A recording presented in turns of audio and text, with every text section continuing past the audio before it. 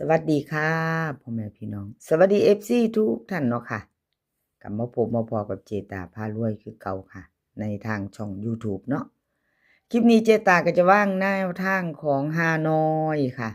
ฮานอยมีทุกมือออกทุกมือเนาะค่ะฮานอยวันที่2ค่ะมื้อนี้วันที่2นี่จะเป็นประวัติของสมใจวันที่1ที่ผ่านมาค่ะพี่น้องอ่าสมใจวันที่1ที่ผ่านมา VIP 780 3ตัวบน82ล่างเนาะค่ะ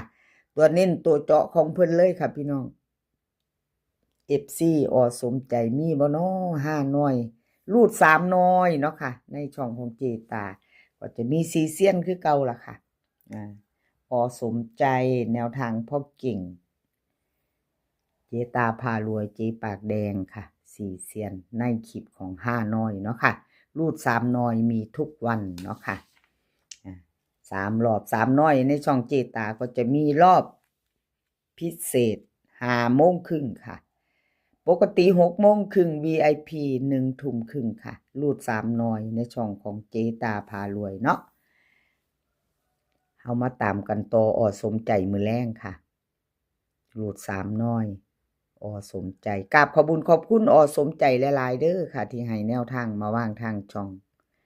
กับขอบพระคุณเป็นอย่างสูงค่ะรูด3น้อยของสมใจเตรียมแคปหน้าจอไปจะไปต่อกับเพิ่นรุ่นใหม่ไปใหม่เนาะค่ะมือนี้มือใหม่แล้ววันที่2เนาะค่ะรูด3น้อยค่ะวิ่งรูดของสมใจ7กับ9ค่ะ2ตัว4หาง74 73 98 97เบิ้ล77 99ค่ะ3ตัว2หาง798 973วิ่งรูดเด่น7ค่ะรอง9 2ตัวค่ะ2ตัวเน้น73กับ98 3ตัวเน้นหางเดียว973ค่ะแคปหน้าจอค่ะใครจะไปต่อเนาะแคปหน้าจอไว้ไปลุ้นกันต่อกับสมใจค่ะสมใจรูด3น้อยค่ะมีทุกมือทุกวันเนาะพี่น้องรูด3น้อยของเจตาในช่องเจตามาตามต่อค่ะรูด3น้อยมีทุกวันออกทุกวันเนาะค่ะ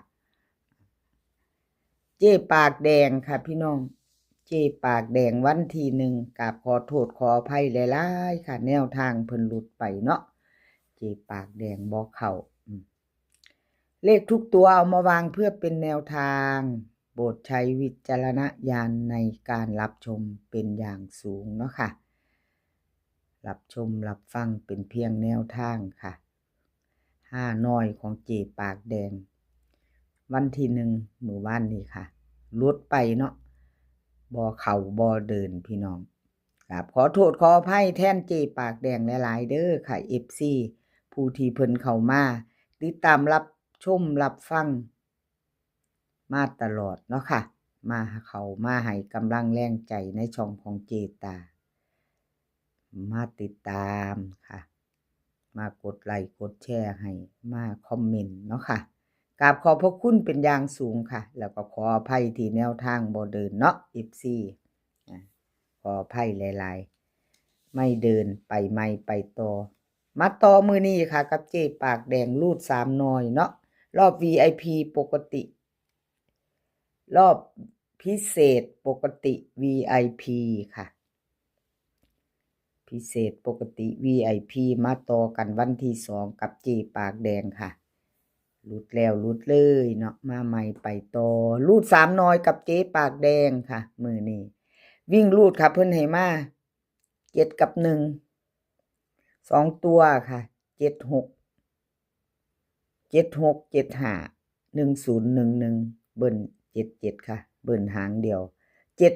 710776 3ตัวมี2หางค่ะวิ่งรูดเพิ่นให้เด่น7ตัวเดียวค่ะสายวิ่งสายรูด FC ของเจปากแดงจับตามองสายวิ่งสายรูดเด่น7ตัวเดียวค่ะรอง1 2ตัวเน้น2หางค่ะ76 10 3ตัวค่ะ776จับตามองแคปหน้าจอค่ะไปจะไปต่อกับเจปากแดงขอบคุณเจปากแดงหลายๆเด้อค่ะ ที่ให้แนวทางมาวางทางช่องของเจตาเนาะกราบขอบพระคุณเป็นอย่างสูงค่ะมาไปต่อเป็นของใครแคปหน้าจอค่ะไปต่อกับเจปากแดงมือแรงรูด3น้อยเนาะค่ะมือว่านนี่รูดไปมื้อนี้มาไปใหม่ค่ะพี่น้อง FC เจปากแดงพิจารณาใหม่แคปหน้าจอแล้วก็พิจารณามือแรงเนาะค่ะเป็นเพียงแนวทางเนาะค่ะพี่น้องรูดไปก็กราบขอโทษขออภัยแนวทางพอเก่งก็รูดไปคือกันรูดแล้วก็รูดเลยเนาะพี่น้องขออภัยแทนเพิ่นค่ะขออภัย FC แทนแนวทางพอเก่งเนาะมื้อนี้วันที่2ค่ะวันที่2วันที่1รูดไปวันที่2มาแล้วค่ะมาแก้มือใหม่รูด3น้อยน้อยมีทุกมือมีทุกวันเนาะค่ะพี่น้องถ้าชอบก็จัดขัดก็ผ่านเนาะค่ะกราบขอบบุญขอบคุณแนวทางพอเก่งค่ะที่ให้มาวางทางช่องเจตาเพิ่นให้มาตลอดเนาะค่ะแนวทางฮานอยค่ะฮานอยรูด3น้อยค่ะกับแนวทางพอเก่งวิ่งรูดค่ะ8กับ0 2ตัว4หาง85840203ค่ะ0203เบิ้ล0088 3ตัว2หางค่ะ802 884วิ่งรูดเด่นทอกันค่ะ8กับ0เด่นเท่ากัน2ตัวนี้เน้น2หางค่ะ85กับ02 3ตัวเน้นหางเดียว802ค่ะแนวทางพ่อเก่งรูด3น้อยเนาะค่ะแคปหน้าจอค่ะใครจะไปต่อกับแนวทางพ่อเก่งแคปหน้าจอค่ะกราบขอบคุญขอบคุณแนวทางพ่อเก่งหลายๆเด้อค่ะที่ให้แนวทางมาวางทางช่องเนาะแนวทางของเพิ่นให้มาวางมาตลอดกราบขอบคุญขอบคุณหลายๆค่ะแคปหน้าจอค่ะเราไปต่อแคปหน้าจอแนวทางพ่อเก่งวันที่2แล้วมือใหม่แล้วค่ะพี่น้องมือใหม่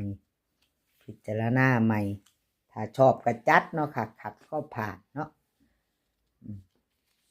ชอบทางเดียวกันก็แคปหน้าจอไว้พิจารณาค่ะชอบของไผมักของผู้ใดเนาะ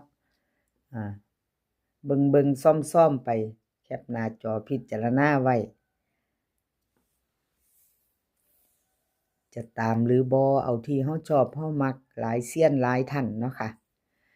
ฮานอยเจตาพารวยรูด3น้อยของวันที่1เจตาพารวยรูด3น้อยเนาะค่ะพิเศษปกติ VIP ช่องเจตา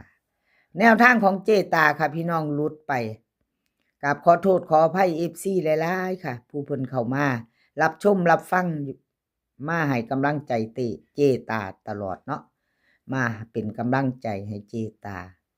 ถูกคลิปถูกมือกับขอโทษขออภัยสำหรับแนวทางบ่เดินบ่เข้าเนาะค่ะ5น้อยเป็นของมือว่านนี้เอามาไปต่อไปใหม่ค่ะเจตารูด3น้อยค่ะมื้อนี้วันที่2เนาะวันที่2รูด3น้อยวิ่งรูดค่ะ8กับ3 2ตัว4หาง86 87 31 30เบิ้ลค่ะ88 1หางหางเดียวค่ะเจตาให้เบิ้ล88 3ตัว2หางค่ะ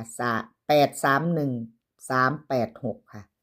วิ่งรูดเด่นทอกัน8กับ3ค่ะวงกลมให้ทั้ง2ตัวไม่มีรองค่ะสายวิ่งสายรูด2ตัวเน้น86กับ31ค่ะ2ตัวเน้น2หางค่ะ3ตัวเน้นหางเดียวค่ะแคปหน้าจอไผจะไปต่อกับเจตาพารวยรูด3น้อยมือแรงค่ะเป็นวันที่2มี3รอบ3รอบค่ะกับเจตาพารวยไผจะตามต่อแคปหน้าจอค่ะแล้วไปพิจารณากันมือแรงพิจารณาซ่อมเบิ่งเนาะแนวทาง ของฮานอยค่ะ มีทุกวันออกทุกวันเนาะคลิปนี้ขอให้พี่น้องโชคดีค่ะ กับฮานอยรูด3น้อยขอให้พี่น้องโชคดีมื้อนี้ก็ขอให้มีความสุขสุขภาพแข็งแรงกันทุกคนค่ะ เดินทางไปไสก็ขอให้ปลอดภัย เดินทางไปขอให้มีโชคค่ะ กลับมาก็ขอให้มีชัยคลิปหน้าพ่อกันใหม่ค่ะกราบขอบพระคุณหลายๆคลิปนี้ก็สวัสดีค่ะ